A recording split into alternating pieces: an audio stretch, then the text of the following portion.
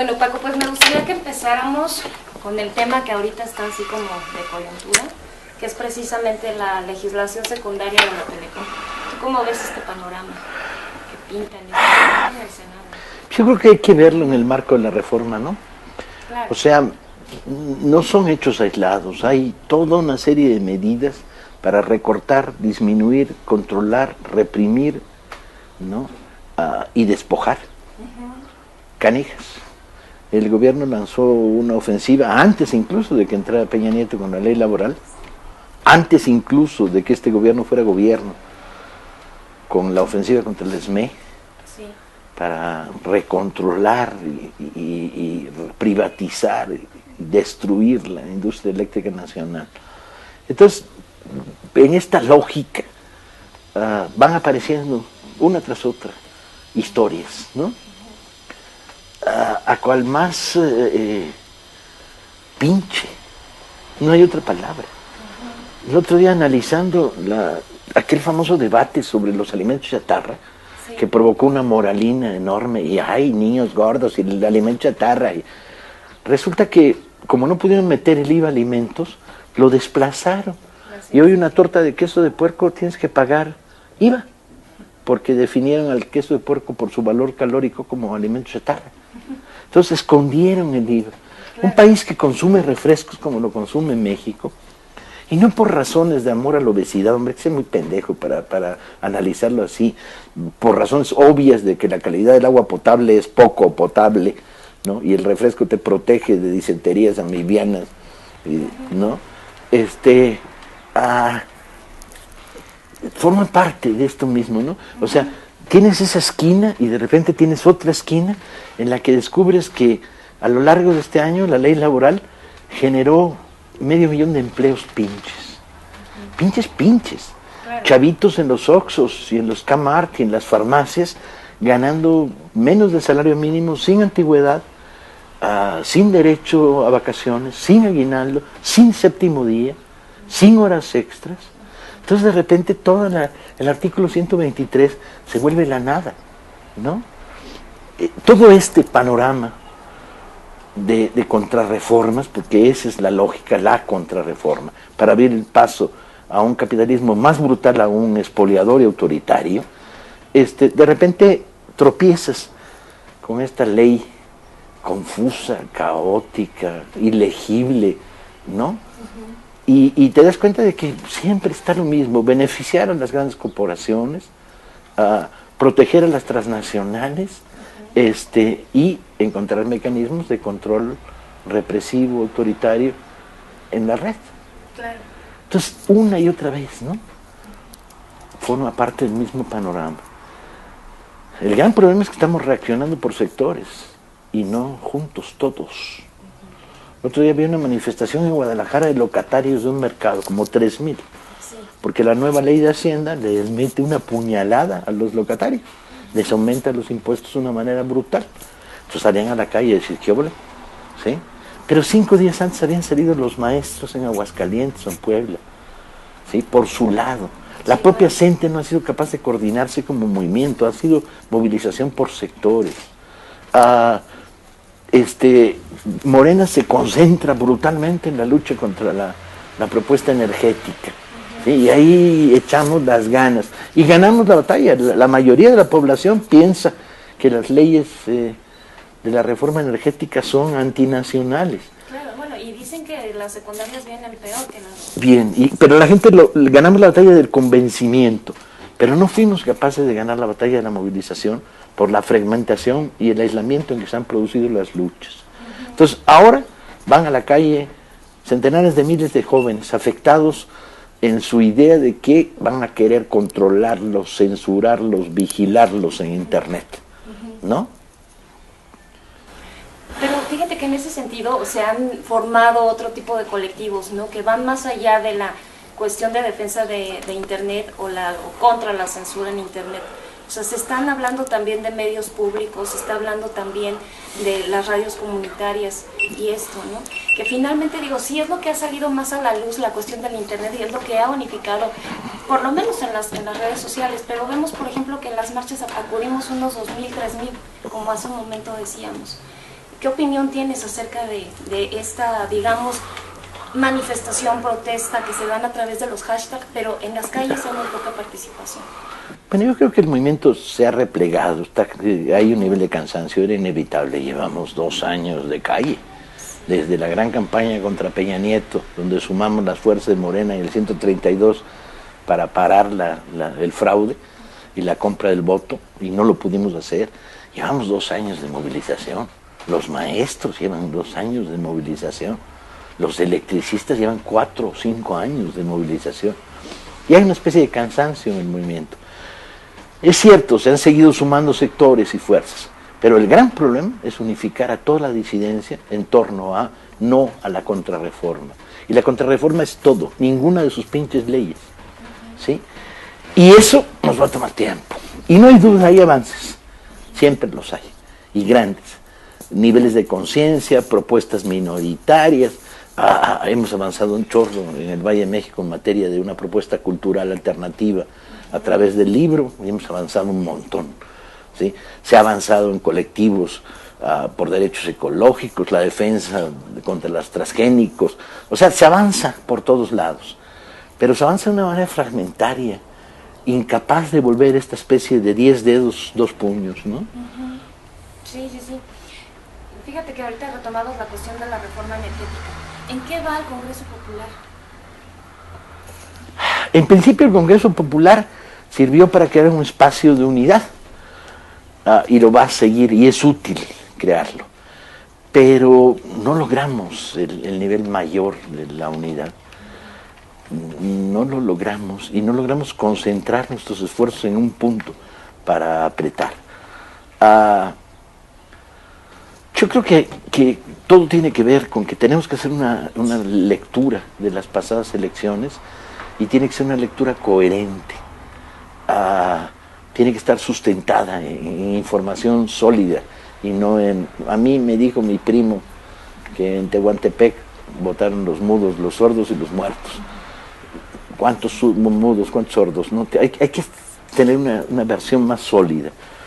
Yo tendría una lectura de la campaña electoral en términos más o menos claros, después de haber escrito el folleto que se llamó Fraude, que era donde había pueblo organizado, ni siquiera las peores artimañas de compra del voto priista funcionaron.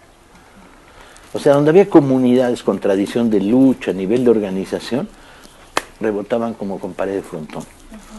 Valía madres que llevaran camiones enteros de despensas, no prosperaban, ¿sí? No pudieron en las clases medias comprar el voto. Tuvieron que comprarlo en los sectores populares desorganizados de más bajo nivel, con una combinación de amenaza y te comprometo dándote, te compro el voto. Por un lado, primera lectura. Segunda lectura, los aparatos equilibradores de una sociedad que impiden la impunidad en México no existen. O sea, el Poder Judicial vale madres, en todas sus formas, llámese IFE o llámese juzgado de quinta, es igual. Tiene boleto político, recibe consigna, actúa por decisión del omnipresente centralismo presidencial mexicano. En esa medida no hay equilibrios y las posibilidades de obtener justicia se vuelven remotas.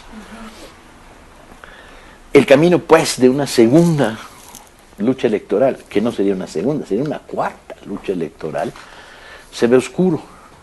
Y solamente se aclara si logras reflexionar sobre el pueblo organizado, ¿sí?, y la necesidad de encontrar nuevas formas de lucha para impedir los fraudes. Claro. Digo, vemos que la maquinaria priista está con todo y demás, ¿no? Pero a veces pareciera, o al menos pareciera así como en la superficie, que la organización no basta, ¿no? O que no va. Entonces digo, ¿cuál es tu opinión acerca de, digamos, la estrategia priista para, digamos, desmantelar la Constitución, para formular todo un plan que va en contra, pues, precisamente de los derechos ciudadanos?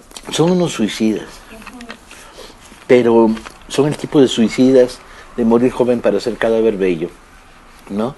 O sea, están tan involucrados en el uca uca, el que lo encuentra se lo emboruca, en el saqueo, en el negocio, en el botín, y en el control, y en el poder, que no están midiendo la ofensa que están generando.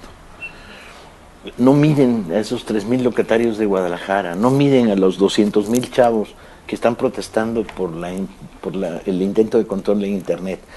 No miden la ofensa que está llegando por todos lados al conjunto de la sociedad.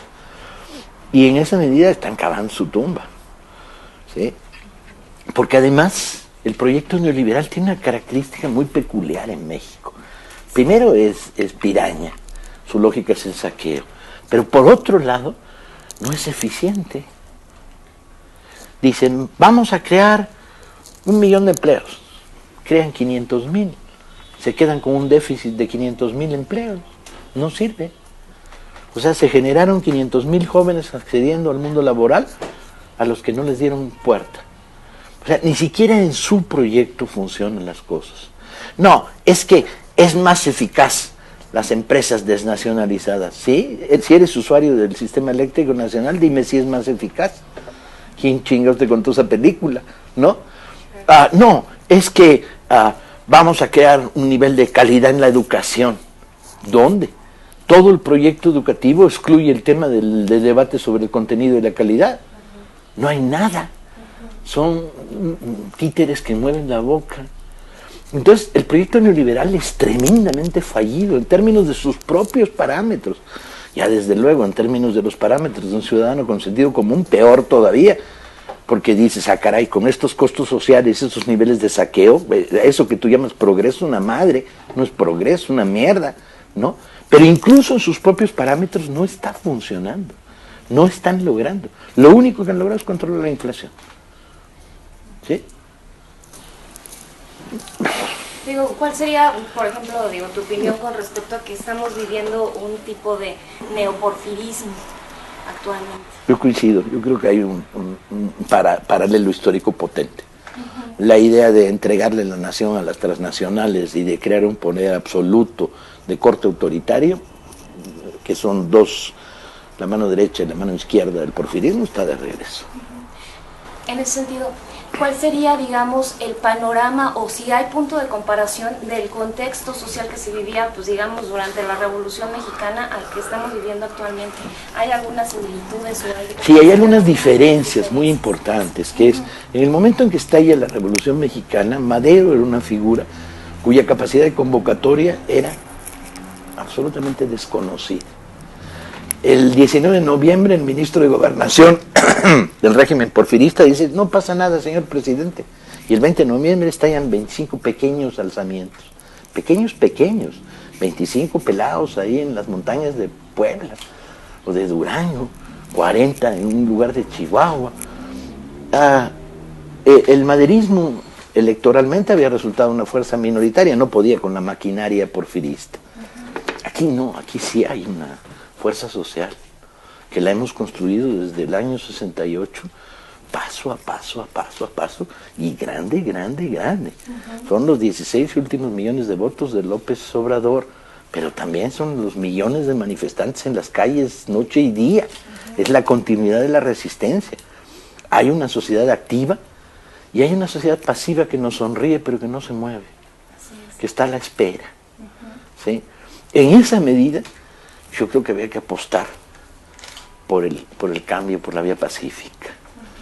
Pero tienes que fortalecerlo, no basta con solo un proyecto electoral.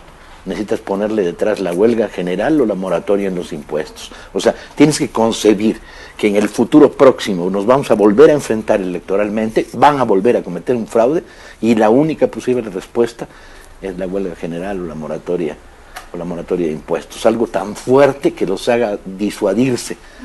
Me sale más barato aceptar un gobierno de izquierda moderada que confrontar a 25 millones de mexicanos en huelga general o en moratoria de impuestos. Digo, hace poco se llevaron a cabo los foros sobre movimientos sociales y hace unos días pues fue el aniversario de la huelga del 99 y vamos hacia el aniversario del 132. ¿Ves algún momento de coyuntura tan grande como para que pueda desatar otro movimiento de tales magnitudes? No en lo inmediato, pero nunca lo sabes. Las chispas que desatan el fuego en la pradera surgen de los lugares más inusitados. un estudiante que se subió en un camión en Alabama y era solo para blancos y se sentó en la parte de atrás. Y 5 meses después había 2 millones de negros movilizados y 500,000 de blancos liberales y progresistas sumados al movimiento de los derechos civiles en Estados Unidos. Las chispas, y esto hay que también tenerlo en mente, tendemos a tener una dirección en la izquierda que no sabe prever lo espontáneo, no se lo huele, ¿no? Ayer discutiendo con compañeros de la FES, yo decía, la pasividad que ven en el movimiento no es real. Hagan encuestas y la inmensa mayoría de los estudiantes de esta escuela, aunque muchos están tocados por el proyecto individualista y no quieren bronca, la mayoría piensa que este gobierno es una mierda. Hemos ganado la batalla de ese nivel de la conciencia. No la teníamos en 68. En 68, cuando empezamos a actuar socialmente y el movimiento se desata, la inmensa mayoría de los estudiantes del Valle de México no eran antigubernamentales, se hicieron en el movimiento. ¿Sí? Digo, apuestas, y hace un momento mencionabas, ¿no?, que vamos por una movilización pacífica. ¿Qué opinión tienes sobre las autodefensas en Michoacán? Me parece, contra lo que algunos opinan, me parecen respetables. Más allá de si hay algún grupo que traiga boletos raros, que sean los hombres de un cacique, que representen los intereses de una empresa china que está metida en el contrabando. Más allá de eso, son la respuesta natural ante la incapacidad del Estado de resolver el problema de la violencia del narco. Mira, hay cosas que son indicadores muy claros. Uno de ellos es, yo vi las imágenes televisivas de las autodefensas entrando a un poblado michoacano y la gente aplaudiendo. No es casual, no es gratuito. O las discusiones sobre que me devuelvan la tierra que me quitaron estos hijos de la chingada y las devoluciones de tierra, ¿no? Es confuso, es mucho más claro las policías rurales de Guerrero o de Oaxaca, que son expresiones más claras, más transparentes de la necesidad de la autodefensa de las comunidades ante el narcotráfico. Pero aún así, yo las veo con simpatía. Claro. Digo, pasamos al tema, por ejemplo, de la cultura, ¿no? ¿Qué tantas posibilidades hay de avanzar en cuestiones de educación, en cuestiones de cultura y de expresiones artísticas, cuando Televisa sigue siendo, digamos, la principal productora de producciones culturales en este momento? Yo tendría mis dudas de algunas que son aceptadas como verdades por la izquierda, como por ejemplo que Televisa moldea el gusto nacional. Yo creo que no es cierto, que es mentira. Que moldea una parte del gusto nacional, que moldea al México más blandengue, más pinche, más sometido, menos crítico, menos pensante, pero no creo que moldee mayorías. Yo creo que el nivel de escepticismo del ciudadano frente a la comunicación de los grandes comunicadores, gracias, entre otras cosas, al 132, se tambaleó. Y que sus niveles de credibilidad son bajos. El problema es que estamos desprovistos de calidad de encuesta. Alguien tendría que preguntar, cuando López Dóriga dice esto, ¿cuánta gente que lo escuchó le cree? Y yo creo que le creen muy pocos. Muy pocos. Es cierto, opera sobre amplísimos sectores de la población, mientras que nosotros con trabajo hormiga operamos sobre amplísimos sectores de la población, pero de una manera menos intensa y más fragmentada. Ellos tienen sus horas de aire machacando continuamente, nosotros tenemos la resistencia de la hormiguita. Pero no creo que vaya mal. Además, la sociedad mexicana se ha caracterizado por producir continuamente contracultura ante las culturas oficiosas, no oficiales, sino oficiosas. Grupos de teatro, propuestas cinematográficas, todo el trabajo inmenso que hemos hecho en el mundo del libro, escritores, editores, vendedores, los tianguis, la oferta de regalo, ha avanzado. Ahí estaba viendo las encuestas sobre lectura, que daban datos escalofriantes. 2.6 libros leídos por mexicano al año, 6.7 por Chilango para el Distrito Federal. Son falsas. ¿De dónde chingas las sacaron? Me tiro de risa. No valoran en la encuesta en el Valle de México ni los tianguis. En estos momentos hay 3, 4 ferias de libro paralelas operando y vendiendo un chingo de libros a precios muy bajos. No valoran el préstamo, no valoran la rola, la biblioteca, la librería de viejo. Solo valoran los criterios comerciales de cuánto vendimos en librerías y en supermercados. Son cifras oficiales de la industria editorial.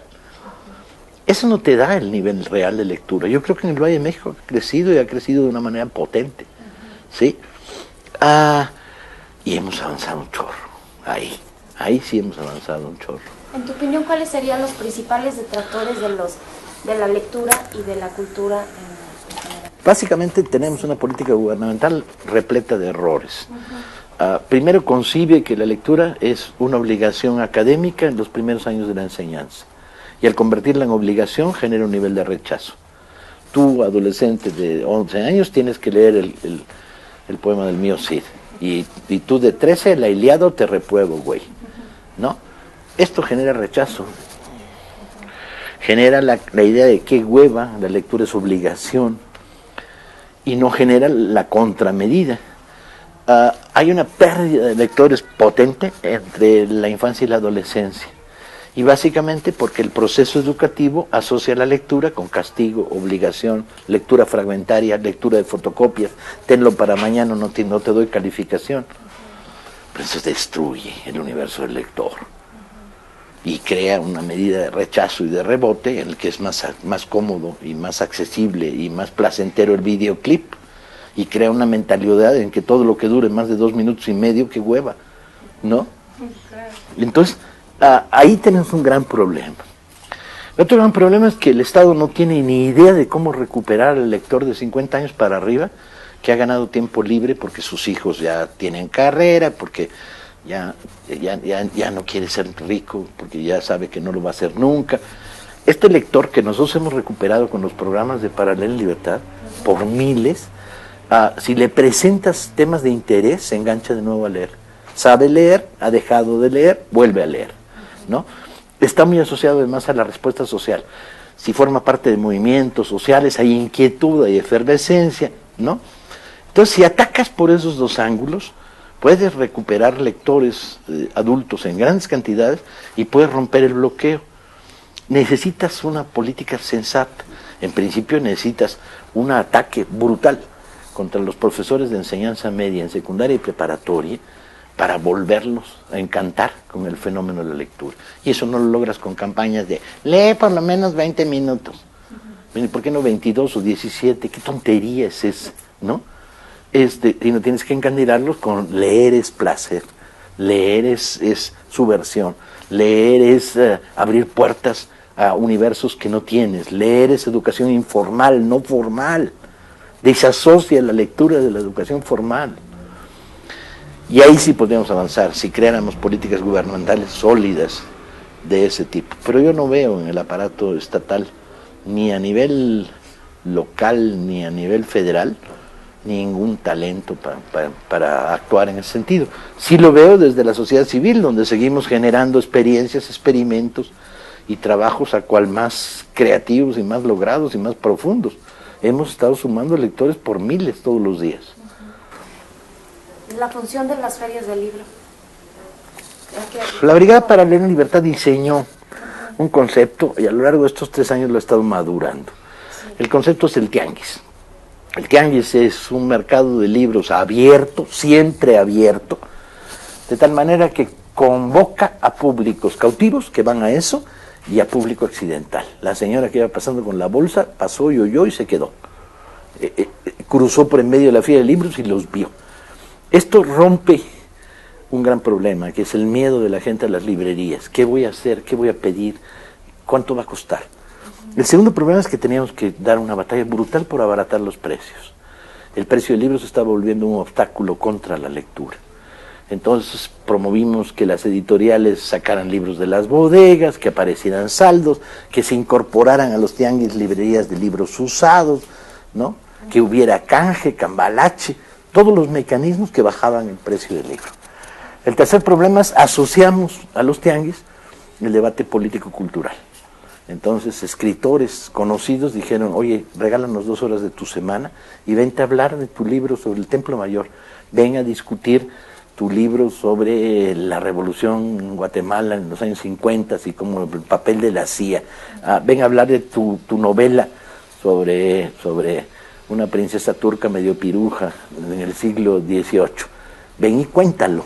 Entonces logramos que a través de esto se creara un fenómeno de contacto directo con el público, de te escucho, me interesa, quiero, ¿no?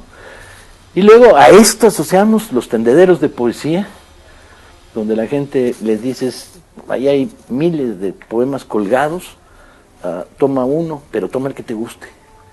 Y creas la necesidad de que vayan leyéndolos antes de jalar uno. Y creamos el regalo de libros. La brigada ha regalado una burrada, 300,000, 400,000 libros en estos 4 años, con mecanismos de colaboración entre asociaciones civiles, delegaciones, grupos organizados en el movimiento social y poniendo trabajo voluntario por parte de la comunidad intelectual. Con todos estos mecanismos, la serie de libros, la brigada sola tiene una diaria, ¿sí? En este año hemos tenido pérdidas, ¿no?, en la literatura. Juan Gelman, José Emilio Pacheco, recientemente, bueno, pues el periodista Carballo, ¿no? Pero tú ves, por ejemplo, bueno, y Gabriel García Márquez, por supuesto, tú ves en esta generación de escritores una alternancia a estas grandes figuras. No lo sé. El tiempo es muy sabio en esto. No creo que vayamos a crear una generación con tanta potencia como tuvo el boom en su momento, ¿sí? Pero hay un montón de gente escribiendo y escribiendo muy bien. Y van a ser las futuras figuras de la literatura mexicana en los próximos 3, 4, 5 años. Es inevitable que el relevo se produzca. Hay por ahí libros apasionantes que están saliendo y que puedes leer. No tengo desconfianza como lector. Algunos nombres, algunos escritores que digamos que... Yo sigo con regular precisión a Martín del Campo. Me gustan sus temas, las historias locas que encuentra. Leo a Crosswhite, que me gusta mucho cómo escribe. Sigo fielmente a Fabricio Mejía Madrid, ¿no? Y como ellos otros 20 más. A Beff cuando escribe sus locas novelas de policíacas. Pero bueno, ahí voy siguiendo a algunos escritores. La bronca es que como lector empiezas a ir a lo seguro. Ya no puedes comprar 30 libros y leer 8. Ahora compras 8 y lees 8. O compras 8 y lees 7. En el tema del periodismo, ¿cómo visualizas actualmente, digamos, los medios convencionales y versus los medios alternativos? Lo que se ha vuelto fascinante es la manera como funciona la interacción, ¿no? O sea, tú dirías, tenemos cerrado el espacio tradicional, el espacio controlado, el espacio comercial, y por lo tanto hemos construido amplísimos espacios de cultura informativa marginal, ¿no? Pero no es cierto, no es así. Lo que hemos construido es una especie de donde encuentres un agujero, agárrate y defiéndelo y hazlo trinchera en los medios convencionales y una interacción de los medios paralelos con estos espacios. Y lo ves todos los días. Ves cómo salta una noticia producto de unos chavitos con un teléfono en Veracruz que dicen, vamos a contarlo, riesgo no nos importa. Cómo esto de repente rebota en algunas de las redes más grandes. Cómo de repente lo está comentando Carmen Aristegui en la mañana y un periodista infiltrado en Excelsior hace suya la historia y un cuate en una radio de Televisa la cuenta, ¿no? Entonces encuentras esta especie de fascinante interacción entre los reductos que se han creado en el espacio comercial y las nuevas maneras de comunicar. Si no fuera por otros unos no vivirían, porque vivirían en el aislamiento total y no tendrían la capacidad de penetración. Hoy, una noticia explosiva que el gobierno trata de ocultar, hoy no la puede ocultar en México. Le revientan las manos, gracias a estas sinergias que se producen mediáticamente. En ese contexto también, bueno, como periodistas, somos es una profesión bastante vulnerable y en los últimos años han habido bastantes atentados en contra de los periodistas.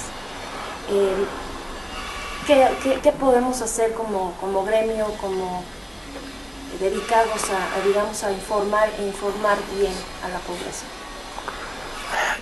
¿Qué podemos hacer que no estemos haciendo? Seguir haciendo. Hay que seguir contando.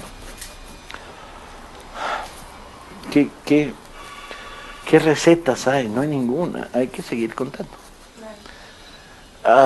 Yo siempre pensé, después de haber vivido mi vida profesional muchas veces en medios tradicionales muy autoritarios, periódicos, revistas, estaciones de radio, televisiones, que si te dejan el micrófono, úsalo. Y sobre todo, no te autocensures. ¿Sí? La autocensura es la muerte. Te compraron el alma, colega. Te convencieron de que lo que cuentas no lo vas a poder contar y entonces tú solito te rendiste. Entonces, la batalla es contra, si puedo, lo cuento. Y en segundo caso, si me van a censurar, que me censuren ellos, yo no me autocensuro. Sí. Fíjate que hace poco, bueno, ya hace un rato que platiqué con Marco Lara Clark, sí. Justo él decía que nunca había habido tan buenos periodistas fuera de los medios.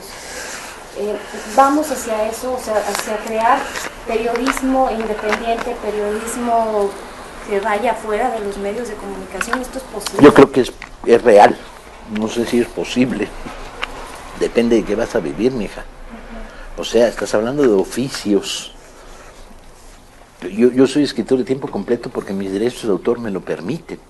Si me automargino y digo, no, desde ahora todos mis libros gratis, dejo de comer y por lo tanto tengo que volverme zapatero. Y entonces si soy zapatero ya no puedo escribir.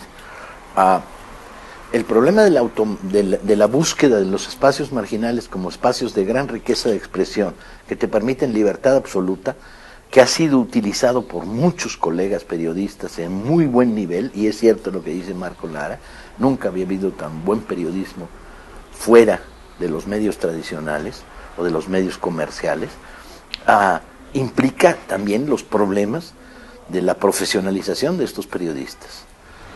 De tal manera que tienen que estar freelanceando todo el rato, campechaneando todo el rato, buscando chambas alternativas todo el rato. Y bien, bueno, pues ni modo, así es la realidad. ¿Quieres libertad? Paga el precio. Claro. Pero por otro lado también se ve dentro de los medios que finalmente se están creando técnicos de la información que simplemente se dedican a sacar el dato y no van más allá. No hay un periodismo de investigación. No hay. Y no lo hay desde hace tiempo. Tiene que ver con una lógica verdaderamente abominable que se construyó en los últimos 40 o 50 años, que es la esencia, la carne de la información, no es el hecho, sino la declaración sobre el hecho. Nuestros periódicos se llenaron de comentaristas y editorialistas, ¿sí? Y no de informadores. No hay nada que abomine más que las secciones editoriales de todo, radio, ¿sí? Porque renunciaron a informarme a cambio de opinarme, ¿sí? Yo me opino solito, infórmenme. Esta lógica además venía unida a la lógica de la declaración. La declaración se volvía válida. El ministro de Gobernación decía, hay 7,000 niños que no tienen casa, y el periodista tomaba nota o recogía el boletín y lo reproducía. Y no se preguntaba, ¿son 7 o son 9? ¿O son 14? ¿O de dónde sacó la cifra este ministro de Gobernación? ¿Sí? Bueno, al aceptar como válida la declaración y no cuestionarla y no investigarla, los medios se repletaron de declaracionitis. Cuanto güey quiere decir que la vida es verde, lo dice con una singular alegría. Mienten como apaches, ¿sí? Y estos vicios, que no son nuevos, son muy viejos en el mundo informativo mexicano, se arraigan en la medida en que operan a favor de mecanismos de censura, de mecanismos de control, etcétera, etcétera, etcétera. Habría que volver, entre otras muchas cosas, a decir la verdad no es lo que se ve, sino lo que se oculta. A decir toda declaración es susceptible de investigación posterior. A decir no me voy a creer nada hasta que no pueda confirmarlo. A decir a mí no me pagan por ser el Miguel Strogoff que trae el recado del zar, ¿no? ¿Es fácil? Es difícil. Bueno, es difícil, hay una inercia. Todos los años salen cientos. Ayer estaba en una estación de radio del grupo Radio Fórmula y mientras me fumaba 3 cigarros vi como 35 jóvenes de la edad de ustedes que están cobrando suelditos y que tienen jefes y siguen rutinas y tienen miedo y quieren progresar y quieren chamba y no están dispuestos a jugársela para nada. De los 25 que ni uno me sonrió, ¿sí? Y todos sabían quién era, ¿sí? No vaya a ser que si me sonríen y se ve alguien se pondría nervioso, ¿no?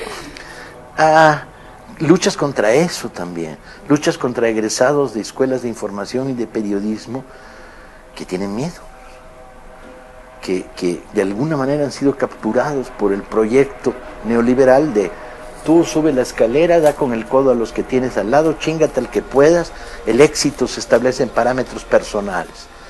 Bueno, a estas generaciones hay que volverles a decir, la gloria es lo colectivo, no hay triunfo en lo individual, a no ser que quiera ser el rey de un país de mierda. Así es. Ya para terminar, ¿cómo describirías el panorama actual de México? A su madre. Partes de un supuesto falso, que es que los intelectuales, somos todólogos, B, podemos ser inteligentes más de 20 minutos seguidos. Esos dos supuestos son falsos, porque no somos todólogos, B, no podemos simular que somos inteligentes más de 20 minutos, después de eso se te cae. Una visión de conjunto de un país degradado, bajo tremendas presiones del proyecto neoliberal, en lo económico, en lo político, en lo social, en la vida cotidiana, al borde permanente de crisis que no vislumbramos, con un nivel de resistencia grande pero que no acaba de aflorar vinculándose y uniéndose. Es un país enigmático, en el mejor de los casos. Entonces, ¿cómo lo veo? Pues como puedo, como intento, trato de encontrar la manera de depositar mi mirada en lo nuevo, lo significativo, lo que cambia, lo sano, ¿no? Y al mismo tiempo de no perder la suspicacia que me hace novelista, que es, entras a un cuarto, miras y dices, ese cuate tiene los pelos parados por alguna razón que desconozco. ¿Cuál sería? ¿No? Y hacer microsociología para sobrevivir. Siempre me anima mucho esta idea sartreana de que con uno que resista, resistimos todos, y que los peores tiempos hacen buenos ciudadanos. Quedémonos con eso. Okay. Bueno, muchas gracias, Tayo.